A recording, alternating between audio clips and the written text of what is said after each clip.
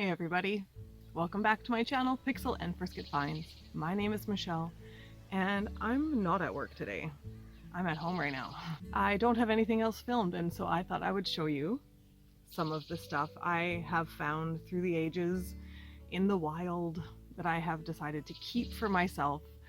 These are things that I've worn several times or wear regularly, or maybe I only wore them once, but there's some fun stuff here. So I've got quite a bit in front of me. I went with just necklaces. I ended up grabbing so many. I thought that would be one episode there. Necklaces. Maybe we'll do another one for earrings. So anyway, I tried to sort it out, so I'm going to get going on it. But this is one that I held on to that I found on my own. A Jones of New York. And it's quite a heavy brushed, like sort of a 10K colored gold. And I've worn it enough that there's some wear happening on some of the links, and it is a toggle clasp, and it's got its little hang tag there too. The only problem for me now is like I don't have earrings to match. I don't have like a brushed gold earring. So anyway, in the theme of a chunky chain, I've also got this one here that I've held on to that I really like. It's gold tone, sort of a double link like that. It's quite lightweight, and it does have a hang tag as well here, and it's got a G on it. Where are you? A G. Do you see? It's like a stylized G, and I've never really figured it out. I've had a friend theorize that it's from Guess, so that might be the case, maybe. And I've also held on to this piece here. I have a bracelet as well that matches, but I don't like to wear bracelets, so I had intended to resell the bracelet. I don't remember if there's a brand for this one, but that's another chunky chain, and they all sit right up here kind of thing on me too. And that one's got a hook closure on the back side. Okay, those are my chunky chains. Here, let's do some brand name. This is not a necklace that I would wear, but I found it and wanted to keep it because it still had the original tag on it. The original Coro tag. I don't know if we can see it. Yeah, whatever. $10. $10. That feels steep. That feels like a bit much, but I like that Coro. And I've always been a fan of finding Monet. I have the book, you know, I got the book. It's the only one I have so far. I should have all of them, but I got the Monet book, so I'm always fond of finding Monet. And I've got this bead one. It's just a pink and gold tone bead, and it's got the Monet clasp and the Monet hang tag. It's a nice simple one to wear, just a nice pink strand. I love that one. I've worn that one a ton. And then this one is also Monet, and I found this one in a little town nearby called Ladysmith, and there's an antique mall there. It's 3 floors. It's the old post office. It's so good. But this one is marked Monet on the hook closure, and it's kind of a pain to wear. It twists and it wants to lay funny, and it kind of reminds me of Christmas tree ornaments, like vintage ones. It's so pretty, but I was so happy to like be looking all through this gigantic mall and find me a little Monet in the corner. And there it is on the bust. I love that guy. Yeah, they're like Christmas tree ornaments, hey? Definitely. But I will wear that any time of year. And then another Monet that I found in the wild. I love this one, and I do wear this one often as well. Another gold tone choker style hook closure. Ooh, with the flowers. This one is marked Monet here, right there. It just lays so nicely. It's a pain to deal with here handling it, but once it's on, it's really nice. There we go. Isn't that nice? It's like rings of flowers, little flower wreaths. I think it's adorable. It's one of my favorites. The next category I have is beads. We have a few different things. This is a vintage AB coated crystal strand that I adopted from work. It's got like a rainbow kind of watermelon iridescence or AB coating to it, and I just think that it's pretty cool. And the clasp has this added detail. Yeah, there it is. That one's really pretty. Ooh, it looks good on the black. Oh, maybe not on camera, but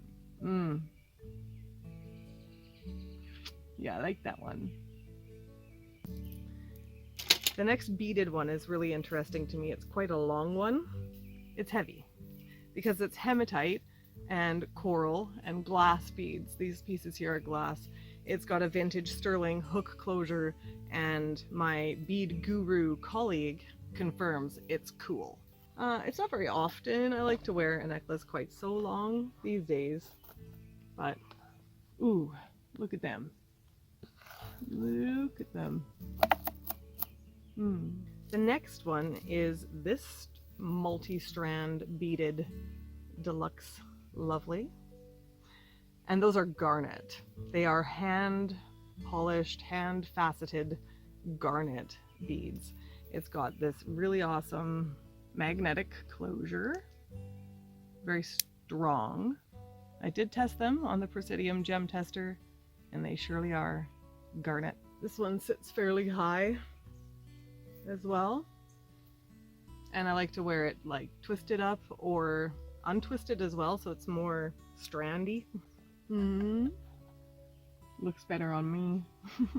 Okay, again, confirmed by my guru bead colleague, these are cool.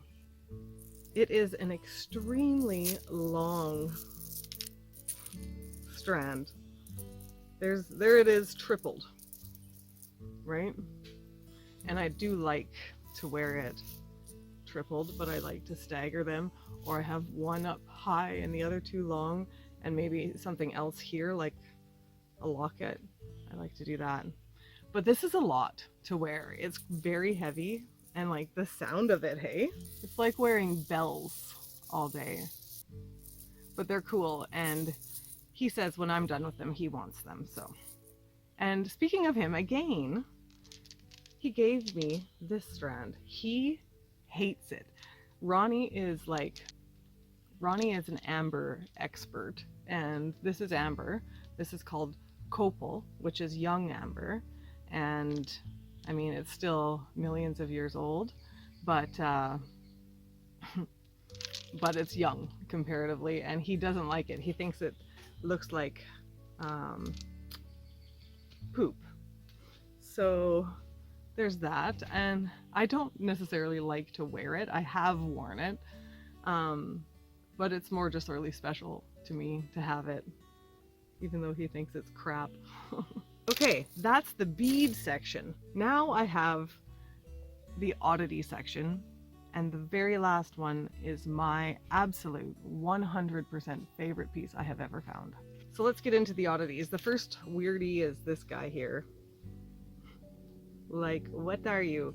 It is some sort of a resin, like a resin that's been polished and cut into this shape, and with orange and navy blue in there. And it's kind of interesting. It sits high on the neck, and it's just this weird thing. Anyway, that's a weird one. Next weird one, but I love this one too, and I like to wear this one still. I will always keep this one, is this piece. It's wooden with brass, and it's all hinged together. I think, oh, it's cool. I found this one at my local thrift store, which is, their prices are too high. I think I paid $13 for this necklace, but I knew I wanted to wear it. And it gives necktie vibe, it gives guitar vibe. Anyway, I love that one. I will keep it forever and ever. It needs a little bit of a polish. The brass has some like spots, you know? But that's life. We all have some spots. Okay, next is another one that I have adopted from work. So if you've been watching, maybe you've seen this one before, but this is an antique strand of operculum set in sterling silver. I love it. Operculum are the doorway of a sea snail. It's the piece that they use to close the hatch. On the other side of these, I can't show you because this particular necklace is solid on the back, like this. I did have one that came out the other day and I would have been able to show it before I fixed it, but they are more recognizable by the other side of them, which is just sort of white or cream colored with a simple swirl. And I'll put a picture up here, of course, of it, and you'll be like, oh yeah, I've seen that. Well, this is the other side of it. It looks like eyes. People often attribute it to looking like eyes, and I just think it's creepy cool. I like creepy cool. I've worn this one to some serving shifts, and I've gotten a chance to explain to some kids at tables what they are, and the next time I serve them, they remember me for my weird necklace of sea snail doors. The next one I have that's weird is branded. It is by the brand Zara. I found this at a thrift store on my lunch break once upon a time, and they wanted $13 for it, and I didn't want to pay $13 for it. I had to go back and get it. It was on my mind. It weighs a ton. It is so heavy on my collarbone right now. It's from Zara, and it's got this chunky chain, very heavy chain, and it's like a rubber coating. This fuchsia pink is rubber coated on the chain, which is all around the whole back of it there. And then it's got these blossoms of spikes. Please. How cool is that? This one I have worn. You have to dedicate yourself. Ooh, let me tell you. You have to dedicate yourself or plan to remove it at some point, I suppose. But I'm no quitter. I'm no quitter. Yeah, so they have these plastic spike blossoms. Like, they don't weigh much, but that chain that chain is very heavy. But how cool is she? Hey? Do you love her too? She's not for everyone. Okay, this next necklace I have worn a handful of times, and it reminds me of a garden gate. It is quite the sight. And wow, right? Seeing it on camera, holy smokes. Okay, I'm gonna put it right on, because where does that thing even land on me now? I don't know. There we go. Right between the girls. But yeah. Ooh, it's cool. And you know what I like to wear her over is like a poncho. But again, it's a commitment. It's a commitment. But yeah, it reminds me of a garden gate. Am I right? Another weird favorite that I've kept is this guy. This one I have only worn, I think once. I think I only wore this one once. But there it is. It's got this like shell and out of brass, just very plainly, and these are made of shell and these are made of brass. It is nautical, it is a vibe.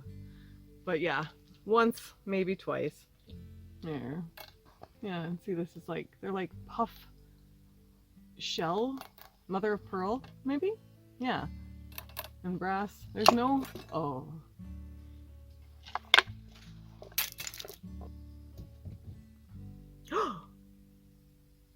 Also, one of the operculum just fell out. Oh no!